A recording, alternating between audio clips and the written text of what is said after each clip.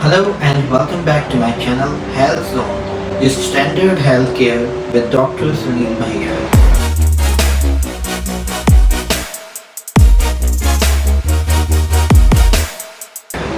आज हम बात करेंगे हाइपरथायराइडिज्म पे।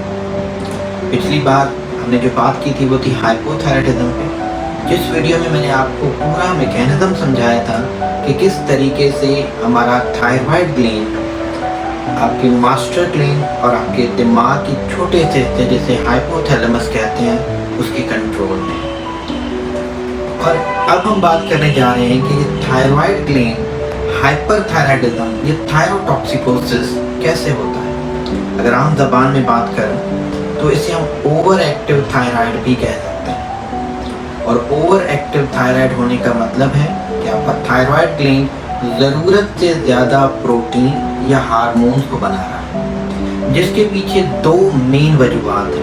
पहली, थायराइड ग्लैंड का अपना मसला। दूसरी, थायराइड ग्लैंड एक मास्टर ग्लैंड के कंट्रोल में है जिसे हम पिट्यूटरी ग्लैंड कहते हैं, उसकी तरफ से एक्सेसिव या बहुत ज़्यादा सिग्नल आना। 70% ऑफ केसेस में ज़्यादातर मसाइल जो है वो थायराइड ग्लैंड की वजह से हैं, जिसमें ओवर एक्टिव थायराइड हो जाता है। और इस ओवर एक्टिव थायराइड में अराउंड 60 to 65% केसेस जो है वो एक बीमारी की वजह से जिसे हम ग्रेव्स डिजीज कहते हैं। ये एक ऑटो इम्यून डिजीज है, यानी कि आपकी अपनी बॉडी का डिफेंस सिस्टम आपके थायराइड ग्लैंड के अगेंस्ट हो जाता है और उसको स्टिम्युलेट करता रहता है कि वो ज़्यादा से ज़्यादा हार्मोन बनाता है। उसका जो कंट्रोल आपके मास्टर ग्लैंड के साथ है उसे खत्म कर देता है। बाकी रह गई कुछ और वजूहात हैं जिसमें थायराइड ग्लैंड के अंदर एक छोटा सा नोड्यूल बनना जो कि ओवर एक्टिवली बिहेव करे, जिसे हम सिंगल थायराइड नोड्यूल कहते हैं।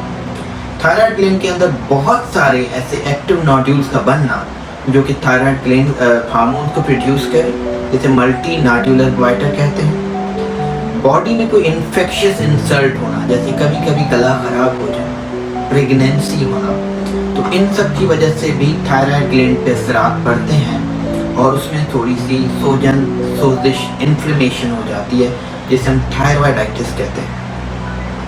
कभी कभी थायराइड ग्लैंड में कैंसर जैसी अलामात का आना या थायराइड ग्लैंड का कैंसर हो जाना भी इन वजूहात में से एक है।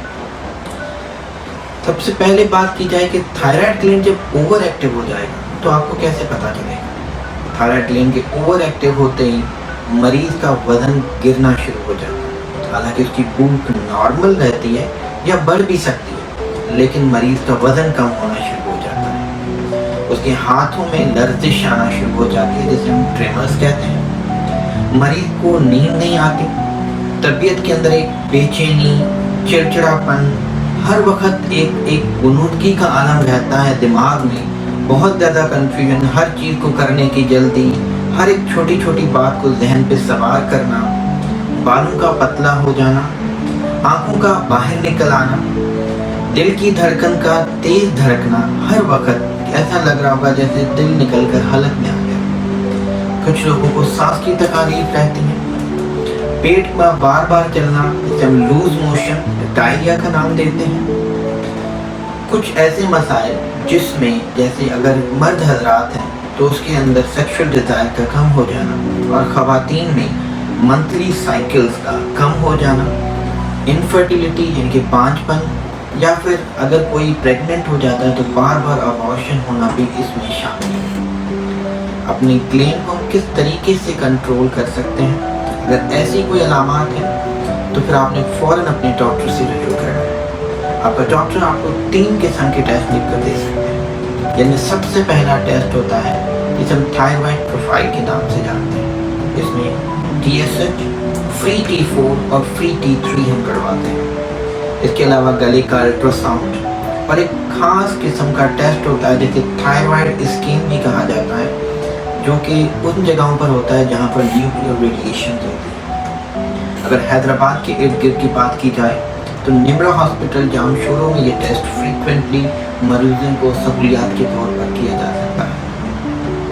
इन टेस्ट के रिजल्ट को देखने के बाद आपका डॉक्टर ये फैसला करता है कि क्या ये ओवर एक्टिव थायराइड इस हद तक पहुंच चुका है कि इसको ट्रीटमेंट की ज़रूरत है, या फिर इसको अभी ऑब्जर्वेशन या मॉनिटरिंग की ज़रूरत है, क्योंकि थायराइड से बहुत सारे लोग परेशान होकर डिफरेंट ओपीडी में विजिट करते हैं। बालों का झड़ना, बालों का पतला होने की वजह से स्किन कंसल्टेशन ले रहे होते हैं, बांझपन, बार बार अबॉर्शन होना, मंथली साइकिल का डिस्टर्ब होना, तो ये गायनेकोलॉजी ओपीडी में बहुत ज़्यादा केसेस रिपोर्ट करते हैं। कुछ मरीजों में मोशंस का हो जाना, उनको लगता है कि हमें किसी गैस्ट्रोएंटरोलॉजिस्ट या पेट की बीमारियों के माहिर को दिखाना चाहिए, लेकिन असल में ये सारे मसाइल एक दूसरे से कनेक्टेड हैं, क्योंकि थायराइड ग्लैंड आपके जिस्म के हर एक उज़्वा को मुतासिर करता है।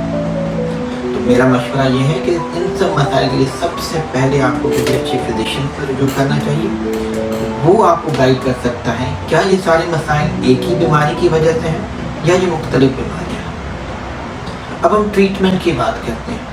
थायराइड ग्लैंड के लिए 4 बेहतर ऑप्शन हैं ट्रीटमेंट के। डिपेंड करता है कि जो थायराइड ओवर एक्टिव हुआ है उसकी वजूहात क्या है। पर ज़्यादातर केसेस में हम एक बीटा ब्लॉकर देते हैं, जिसका काम होता है दिल की रफ्तार को कम करना, हाथों की लर्जिश को कम करना, जिस्म के अंदर की बेचैनी और चिड़चिड़ेपन को कम करना। इसके साथ कुछ थायराइड हार्मोन को सप्रेस करने की दवाइयाँ आती हैं, जिन्हें थायोयूरिया ड्रग्स के नाम से जाना जाता है। इसमें कार्बिमाजोल और प्रोपाइल थायोयूरेसिल। यहाँ मैं ज़रूर बताता चलूँ, जो कि प्रेग्नेंट हामला ख़वातीन हैं या वो ख़वातीन जो अपने नौमौलूद बच्चे को दूध पिलाती हैं, तो उनके लिए प्रोपाइल थायोयूरेसिल की ड्रग का इस्तेमाल किया जाता है। कुछ रेडियो एक्टिव आयोडीन्स भी देते हैं, जिससे थायराइड ग्लैंड की ओवर एक्टिव सेल्स को जलाकर जल्दी ठीक किया जा सके। और चौथा ऑप्शन होता है ऑपरेशन। ये अक्सर उन केसेस में किया जाता है जहाँ पे कॉस्मेटिक इश्यूज ज़्यादा हो, या फिर हमें ये शक हो कि थायराइड कैंसर में तब्दील तो नहीं हो रहा, या वो थायराइड जो है अपने प्रेशर सिम्टम तो नहीं कर रहा। प्रेशर सिम्टम से मुराद है जैसे खाना निगलते वक्त तकलीफ हो जाना, सांस लेने में तकलीफ हो जाना।